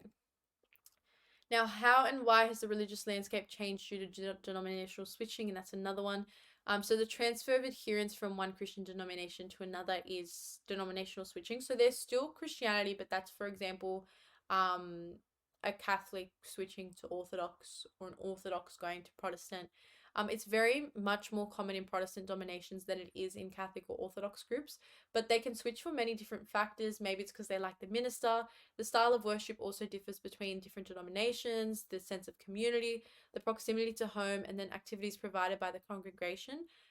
It's also increased mobility in our day and age too, where people now find it easier to travel to a church rather than just favoring the local parish church. Now, you can go to a church that's an hour away from you. That's no issue.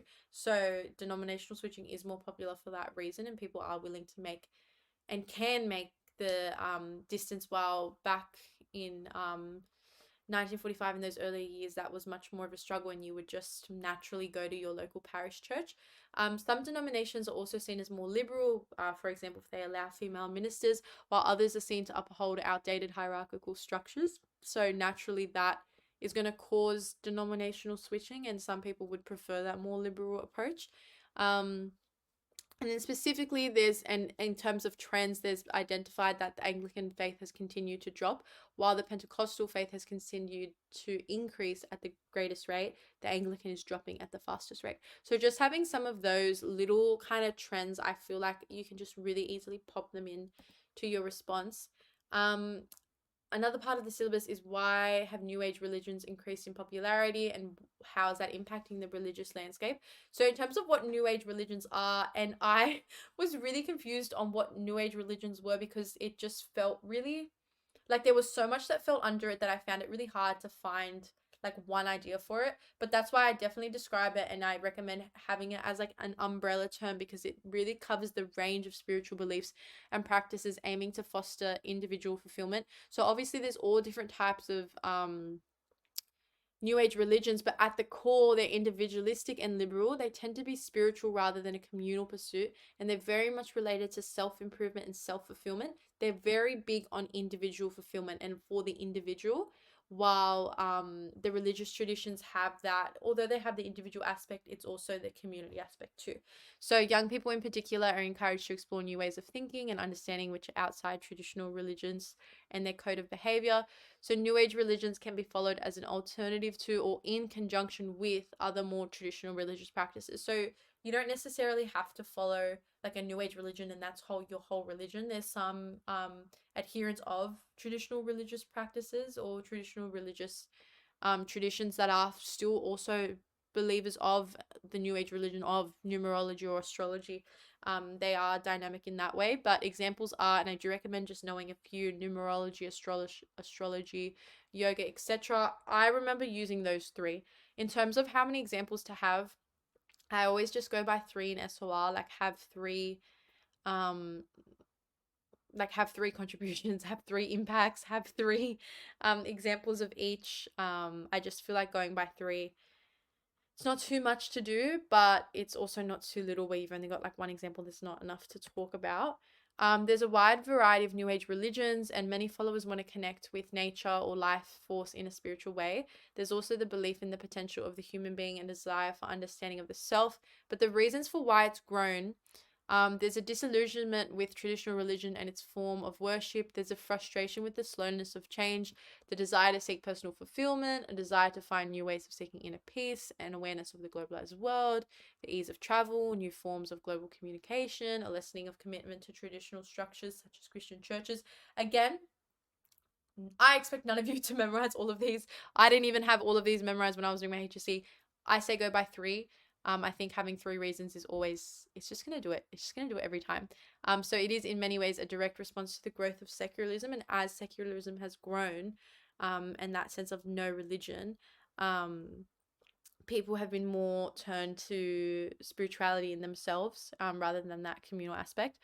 So it is in many ways response to that growth. And then, for example, 6,600 people identify as Wakan, and the Mind Body Spirit Festival has 91,000 attendants. So that just shows the growth of New Age religions.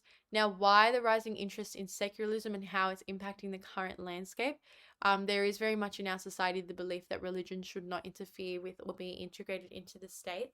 So increased secularization is indicated by the increase in number of people responding no religion. So if you are writing a 5 mark on secularism, that's where you want to tie in that data and the difference between the first recorded data of no religion and then the most recent figure. A lot of people also feel a disillusionment with religions in general because of the actions of particular people, a belief that religion is inconsistent with science, and a feeling that the church is out of touch on current social issues such as homosexuality and women's rights. So having that disillusionment with those beliefs of that religious tradition naturally is drawing them closer to secularism. And at the same time, churches are still playing an enormous role in the provision of education, health facilities, and welfare. So this is really key to the concept of individuality and following personal ideas, instead of the group or organization. So because churches are still having that role in the community and that more collective, secularism is definitely more on the nature of individuality. In terms of ecumenical movements, ecumenism refers to the movements towards religious unity among Christian denominations. So, ecumenism promotes harmony, understanding, appreciation, and respect. It acknowledges that unity in Christ outweighs diversity in practice and beliefs, and it is the opposite of sectarianism, which refers to the division and conflict between groups within the same religion. I always got ecumenism confused, but I just remember like ecumenism is within the Christian denominations. So they're all Christian. They are all Christian. It's different to interfaith dialogue because interfaith is between different faiths. So interfaith is a Jewish, Islam, and Christian walk that's sorted. That's different religious traditions. Ecumenism is the same religious tradition of Christianity, but the separate denominations. So the Orthodoxes, the Catholics, um, Protestants, Presbyterians, all the different groups. Coming through. So in 1977, and this is again, I don't want to say I hate, but it was frustrating in year 12 because this point came up and this point comes up in multiple choice, and it's like, what year did the churches combine to create the uniting church? And I've seen which churches came together to combine and create the uniting church, where it's got like the different churches. So I put this point in there and I stress it to you guys, learn this fact. Learn this fact because if it comes up, you want to know the answer. So it was in 1977, and this is kind of the core. So even if it wasn't coming up in multiple choice, if you were writing a response about ecumenism, you'd want to talk about the combination of the uniting church because that was one of the biggest acts of ecumenical movements. So in 1977, the Congregational Union of Australia, the Methodist Church, and then the Presbyterian Church all came together to combine the uniting church. Which is a denomination still of today. Now there's the National Church Councils of Australia. That acts as the umbrella organization uniting many of Australia's Christian churches. It's comprised of Catholic, Orthodox, and Protestant variants. So again, ecumenism is the Christian denominations. It's Christianity, it's all Christian, it's all the one religious tradition, but it is the different denominations under it. They assist the community in issues of faith and unity, gender issues, Indigenous people, social justice, and international topics. It aims to promote an emphasis on similarities and appreciation for differences, a unified front on important issues. It provides practical and organizational cooperation and discussion on faith-based issues. It works with state councils and is also associated with the International Focused World Council of Churches. So you always want to add in examples, and it is good to, again, memorize just three examples of how they have acted out and what they like the different ecumenism acts that they've done in society. So, for example, the 2006 Social Justice Statement called for an action to eliminate Indigenous poverty. Then there's the New South Wales Ecumenical Council of 1982 that has 18-member churches, and it aims to further Christian unity by enabling members to address causes of division and to pray and worship together. They'll support the Christmas Bowl appeal. They've campaigned on behalf of Indigenous people. They've also addressed, they've called the Australian government to address climate change and other environmental concerns. And they operate the House of Welcome, which you guys might have heard of. So there are all different practices that you can talk about, but I recommend just having three. For this one, not even necessarily, because there is quite a bit that you can talk about in ecumenism across the CCA plus the New South Wales Ecumenical Council. So maybe even just two would do the trick. And then again, ecumenism is different to interfaith dialogue because interfaith dialogue is formal discussion aimed towards developing greater mutual understanding and acceptance between different religious traditions. Through building such relationships, different religions may choose to work together on common projects and stand publicly united on significant issues. So it is very big on those different religious traditions. And it provides opportunities for people of different faiths to understand each other's beliefs and to cooperate in areas where there is common ground. So examples of that are the multi-faith service projects and the interfaith peace service. And then you can use specific dates and where they were held at for which representations. But the biggest part of interfaith dialogue, I think, is the golden rule, because at the basis of all these religious traditions is that golden rule. So bringing that up in interfaith dialogue is really important, because that's the core, and that's where they can share and act on that same belief of harmony, respect, and understanding for others. There's the Center for Christian and Muslim Relations, which promotes positive interaction and collaboration between Christians, Muslims, and members of other religions as a means of building harmony, respect, and understanding. They give talks, they run educational seminars for schools and for teachers. They have academic courses on interreligious dialogue. They promote the Golden Rule. They've got this Golden Rule poster that they launched at the New South Wales Parliament. There's all different examples you can use. So if you guys are struggling to find, you can use the ones on these slides. And just as an example of effect and analysis, we've just got this little paragraph. So our multicultural landscape means interfaith dialogue is essential for creating mutual respect and tolerance. Misunderstandings must be minimalized in order to preserve social cohesion. In an increasingly secularized society, interfaith dialogue unites religions and allows members to discuss common issues such as dignity, the sanctity of human life, justice, and peace. So it's really looking at how they come together despite those misunderstandings. They're trying to minimize them to have that social cohesion, and then come together for their common issues that are arising in the different religious traditions. And then for the final dot point, which is about reconciliation. Reconciliation is a form of acknowledging past wrongdoing so that forgiveness and healing can take place. It's reconciliation for the stealing of land, the suppression of Aboriginal culture, stolen generations, and erased links to heritage and identity.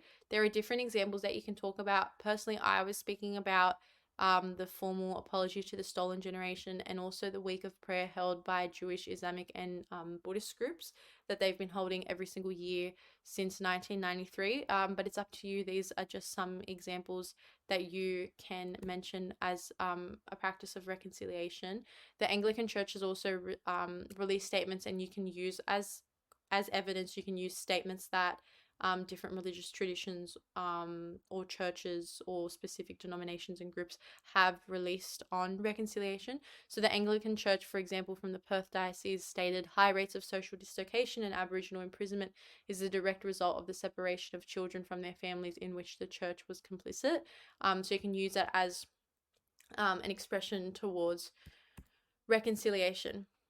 So guys, which of the following lists only Christian denominations in Australia? Let's look at this one. I wanted to look at some sample multiple choice. So it's only Christian denominations in Australia. So naturally, we have to cross out some. I want you guys to have a little think. My best tip for multiple choice is, and I was doing it in my exams, like I didn't care, just cross out. Like when you've got questions like this and it's listing, go through and cross out, and you're like, you know what, Hindu, that's not a Christian denomination, okay, it's not A, and then like cross the whole thing out, and that way you can clearly just visually see what the answer is and go through and get out of the order. I don't know, it really helped me, and just not make silly mistakes, because you read one word wrong here and you're there. Okay, so this is how we're going to do it, and that's what I mean by that. When you go through and if you use this method, you're like, okay, Hindu, that's not a Christian denomination, that's a religious tradition, therefore it can't be A. Buddhist, that's not a Christian denomination, and the Church of Scientology is not a denomination. So naturally the answer is Baptist, Pentecostal, and Salvation Army. Now, I remember seeing this question and I did not know, I'll admit I didn't know that the Salvation Army was a Christian denomination at the time when I had seen this question, but because I knew that those ones weren't, still got the answer right, which is why I really recommend using this method, because even when you don't know the answer, by knowing that, okay, it's not this, it's not that, it's not this, naturally you can find that answer even if you're not 100% sure. So I wasn't too sure on the Salvation Army. I don't actually remember learning that until afterwards, and then because I had crossed out the others and felt confident with the others and used this method of like error and like getting rid of the errors, that worked for me. So the answer is B. Hope we all got it. And what about this one? Which of the following is a common characteristic of New Age religions? So they value ecumenism, they all reject materialism, they focus on the spiritual needs of their adherents, or they integrate all non-Christian religions into a common set of beliefs. Have a think about it. Have a think about it. And think about where the words are coming to as well. It's New Age religions, but they're talking about ecumenism, materialism, non-Christian. Just a little bit of a think about that one.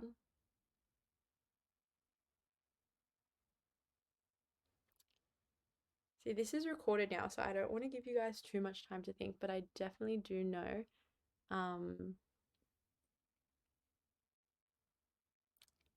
Okay, guys, for this one, the answer is C. I know some of you guys might think D, they integrate all non-Christian religions into a common set of beliefs. But it's not just non-Christian religions. I also, when you first see it, you see reject materialism, but some New Age religions are purely for materialism. And if they value ecumenism, which is literally about Christian denominations, naturally, it's not going to be that answer for New Age religions. Now, let's finish up the last part of this lecture with some talk just about SOR study and how to get along with it, and then just a quick summary. So, not going to repeat myself. That itself is a repetition. The SOR syllabus seriously hasn't changed since 2009, so there are 14 papers that you can sit to prepare, which means completing as many past papers as you can will allow you to notice trends in multiple choice questions along with wording of questions. Now, when it comes to advice in practice papers, a lot of high achievers, and then you'll see content where it's like, you sit this many past papers a week, make sure you sit every single exam. I am not the biggest advocate of that. I think definitely do as many as you can, but in terms of sitting like all these 3 hour papers in one sitting, especially like from this early on the year, is difficult. I think that with motivation as well, and just being able to handle it with your other subjects, especially if you're doing like multiple like you've got all the 2 unit subjects in your 3 hour exams, it's really hard to sit like a 3 hour exam for all your different subjects like all throughout the year. So at this point of the year, especially because it's still April and you guys haven't finished all the content, if you do want to start practicing in timed conditions, you can use the timing allocated on the front of the exam, and then just do a specific section. So you can just do, if you finished your depth study by now, or just one depth study, do the 15-mark questions and time yourself and write that in a booklet, or do the multiple choice if you finish the first topic, but you don't necessarily have to sit like the entire paper yet. And then even when you do come to the end of the year, if you are feeling tired, and I would do this as well, year 12 is really full on. And I personally was not a wake up at 5 a.m., study for 6 hours type of girl. I really respect people that can study that much, and I will never discredit that. I value that so much in that discipline. But personally, I could not do it, and I didn't have that level of focus. So what I would do if I wanted to get some SOR work done, but I wasn't too bothered, I'd be like, you know what? I'm just going to do multiple choice. And you print out, or you just do it on your computer. You can do practice questions online. Just do some multiple choice questions. They're really light to do, but it also gets you practicing. The more multiple choice questions you do, you'll notice a trend, and you'll start to notice, oh, they've actually asked this question a couple of years ago and they're repeating it in different words. So that's kind of a hack to get around it. But memorizing the syllabus and practicing the papers will help you achieve that Band 6 result. Now, in terms of practice papers, like I said, it doesn't have to be the full paper in full-time conditions, every single one.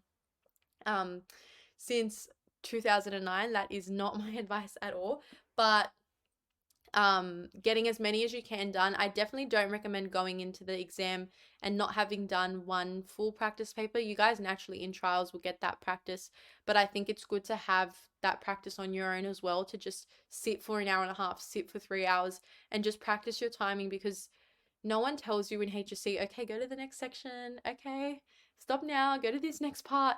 You have to completely trust in your own organization and your own time. And for other content heavy subjects, for every subject, it's really hard to know, okay, when do I start, when do I stop?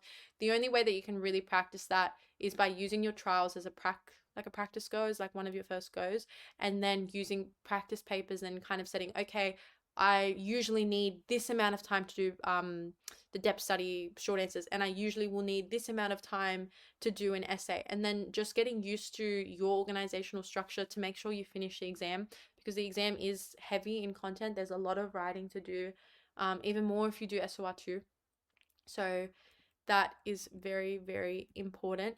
In terms of the rest of SOR before I finish, I wish you guys so well in your continuation of SOR. I know that this slide was heavy because it's honestly going through most of the topic. We didn't look at the first topic, but and of course religion and peace and religion and no religion for SOR2, but it did cover the depth studies. And I hope that even though it wasn't specific content on specific people and specific practices, although for some of you it might have been because the practice exemplars might be the significant person, the school of thought, the significant practice, or the ethic that you were doing. I hope that even though it wasn't specific, it could still be helpful to just see the gist of it, to see how it's structured. Again, the biggest thing in SOR to stand out is that you're distinguishing yourself from others. So I think that the best way to do that is in your short answers and in your essays. And kind of the only way to do that when it's such a content heavy subject is how you're structuring your information, that extra information that you're adding.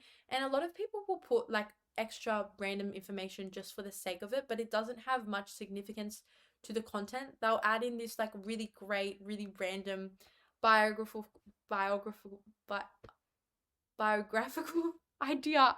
No English here. No English here today. But they'll add in this really like random fact that has no relevance, and then they're like, oh, no one's gonna have this. It's because it's not relevant. If you're gonna add in and do something extra, just make sure it's relevant to the content, and that's why it's got to be the year 11 content. The year 11 content is going to do the trick for you guys, I promise. Otherwise, I think that that's all for SOR. Do not feel guilty with SOR if you're finding it dry. Do not feel bad if you feel like it's dragging. That is so normal, and it's very hard to not fall into a rut. With SOR, I felt like that at different points throughout the year where it's just so much content, and especially if you're doing SOR with other content heavy subjects. I was doing modern history, business studies, and then advanced and extension one English. So it was just so much content, so much memorizing. It was very easy to fall into that pattern. I was like, oh, SOR, and then it was SOR2 as well, where it's double the work. It's very easy to fall into that, especially when a lot of your subjects are like essay subjects and a lot of short answer writings. While in comparison, if you're doing more math and science subjects, it's a different kind of way, especially from math, the structure of the exam. So if you are doing a lot of content heavy subjects, I feel like my best advice for you for SOR is just trying to keep it as minimal as possible. I hope that you see that even in those exemplars, none of them were super long, super evidence heavy, too over the top. SOR is very much you say what you need to say and you move on. You do not have time in that 1.5 hour exam or 3 hour exam with all those essays and the short answers to just be dragging it. And especially without the lines to use as a guide, you really have to trust in your organizational ability. So that's why I think that having those practice papers and sitting like timed responses, even if you don't want to sit a full paper, do like the 15-mark short answer closer, and with time try to write up an essay. I know that it was really overwhelming for me at this point in the year when it's still April, and you guys that are watching this live, it's literally school holidays now. So I found it really overwhelming when I got advice so early in year 12. And I say early in year 12, you guys are halfway through, but it feels overwhelming hearing, do a whole 3 hour practice paper. I am very big on the advice that do what you feel right with. There's no point doing a 3 hour paper if you don't feel confident with the content. Like if you still are not too sure on a dot point, go back to that dot point and then sit the paper. Do not sit the paper if you don't feel good on your depth study. If you're like, oh, I don't really know the difference between the contribution and impact for that person, go back to that before you do the past paper, and do not rush yourself to do past papers. A lot of past students and a lot of high achievers are gonna promote practice papers, and I'm one of those students as well, because I think practice papers are one of the best, if not the best, study technique you can use. But this early in the year and still at this point, it's just very early, and it can feel really overwhelming to just sit and time yourself to do a 3 hour exam, especially when you guys haven't finished the content. But even when you first finish it, you want to let that content sink in. You want to feel confident with it. So before you guys attempt a practice paper, I really recommend have the syllabus printed. I had the syllabus printed for SOR and I had it on my walls. Not gonna lie, I had it on my walls because when you have like papers on your wall and you feel like motivated, you're like, look at all this work. She just went to the NESA syllabus site and printed out. Like, wasn't even like it was notes. But I had them on my wall, and then I would have a copy with me too, so I could just stop and read them. And then before I ever tried a past paper, I went through the syllabus and I would kind of just read it to myself and be like, okay, tick that off. I know how to answer this. Tick that. I know how to answer that off. My teacher for SOR2 also made us do fill in the blanks for the syllabus. She was very, very, very big that we memorized our syllabus. And she really believed that that was the key to achieving success in SOR, only because, like I showed you guys, so many of the questions are coming directly from the syllabus. So it really is your sacred text. But yeah, please don't pressure yourself. I know this is like the whole thing is like SOR study practice papers. I don't want you guys to think that you need to be sitting practice papers from now, full papers. If anything, you can try like one section or like maybe the multiple choice on the first topic, have a go at it, see how you go. But otherwise, pushing yourself too far, especially at this point in the year, it's not necessary and it's not necessarily going to benefit you. Do it when you feel ready. Don't do it because other people are doing it. Don't do it because everyone's saying to do it. Do it when you feel confident with the content and when you feel confident in applying the content. And I think knowing the content and applying it, really go hand in hand. You can have heaps of SOR notes, but I really recommend the less SOR notes you have, the better. By the time I had gotten up to my HSC, my depth study notes were so short and they were just quick like summary tables. You don't have the time, and I didn't have the time either to be memorizing all these super long notes. So as you're going throughout the term, it's fine if your SOR notes are building up, but for your study, you don't want all these different topics and all these really different long notes, and then you're going in and especially like for SO1, for example, in a depth study, you're only answering 3 short answer questions. So why have 20 pages of notes on the depth study? I think making it as short as possible and doing summaries. But again, to make those summaries, you need those notes. So as you're going throughout the term, stay up to date on your notes. It's very easy to fall behind. I did it as well. But try as hard as you can to stay up to date. If not, catch up. In terms of what to do for SOR these holidays, I don't recommend going too hard on study at all for anything, for any subject. These holidays, I really recommend that you guys take a break, only because you guys are halfway through year 12 now. So you don't want to study too hard, risk burnout, and then feel really exhausted when you get back to school. You kind of want to feel a bit refreshed going back. It's like, okay, halfway, like just halfway to go, and it really goes on acceleration and it's all turbulence from now on, because next holidays you're studying for trials, which is scary. I don't even like saying that because I don't want to freak any of you guys out, but year 12 is already going so quick, and I only say that so you're not pushing yourself too hard now when you can actually have a break. In saying that, I don't mean don't study at all, but these holidays in terms of SOR, I'd be very big on just revising. Download these slides. You guys have access to this recording for the rest of the year, and you guys can come back to this to come back to content, but also have the slides just as a copy to compare your responses to get notes from, to use examples from. But these holidays, I personally, and when I was in year 12 as well, I was focusing on just making sure my notes were up to date, because it's very easy to fall behind in SOR content. So just making sure they're up to date. You can practice a little section if you'd like, and go back over feedback. Maybe rewrite a response if you've been getting like 4 out of 5 or 5 out of 7, like I spoke about. Maybe look back on that response and be like, okay, where could I have changed it now? Oh, maybe I can add in a link here to the year 11 syllabus and the curriculum. Maybe now you can say, oh, I'll bring up a separate denomination. You'll structure the thesis differently. You'll use that 4-step plan for ethical teachings. I hope you guys can take the tips that you learned from this and apply that to your work, and then you can come back to that throughout the year. But otherwise, I wish you guys all the best in SOR. Like I said, I am an SOR lover. I really do love SOR, but I'm not going to sit here and pretend like it wasn't content heavy. Like, I didn't get into ruts and that it didn't just drag sometimes.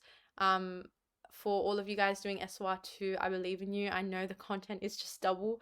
But I think that staying on top of your notes, by the end of your topic, having summary notes and just trying to get it as short as possible, and then using your notes in accordance with the syllabus, and just making sure that you can answer those questions from the Learn Tos and feel confident with answering those, is all key. You're going to find the practice papers easier, and then the more practice papers you do, the better organized and the more prepared you feel for the HSC and for your trials. So it's all kind of just a process. Do not feel discouraged if your SOR marks aren't at your best yet or aren't what you want them to be. It might just be something little like having and bringing in these extra little points, or structuring, or having a stronger thesis. But hopefully these tips all helped you out. All the best in time to come. Thank you for attending our lectures. We've got ones all across the week, but you guys can come back to this lecture recording and download these slides if need be. On our TikTok, I am going to be making SOR specific videos because I feel like just quick snippets can really help out. So watch out for those. But yeah, thanks for coming along, guys. I really hope that was a helpful experience. Sending all my love for all of you guys doing SOR and manifesting band 6s for all of you.